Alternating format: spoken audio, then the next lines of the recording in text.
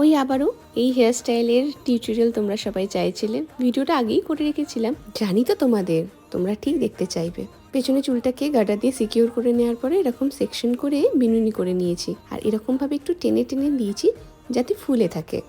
ব্যাস, দু সাইড দিয়ে এরকম টেনে নেওয়ার পরে মাথার উপর দিয়ে হেয়ার ব্যান্ডের মতো দুদিকে পাঠিয়ে দিয়েছি, আর সেগুলোকে পিন দিয়ে অ্যাটাচ করে ভালো করে সিকিউর করে নিয়েছি। খুব সহজ। আচ্ছা, পেছনের কোপাটা কিন্তু আমি বেশ ময়ূরী কোপা করেছি, হাত দিয়ে পাকিয়ে পাকিয়ে গোল করে আবার ক্লিপ দিয়ে ওটাকে আটকে দিয়েছি। দেখো, ঠিক এরকমভাবে, তাতে খোপাটা বেশ গোল গোল হয়, আর ওর জন্য অন্য কোনো বানও লাগে না।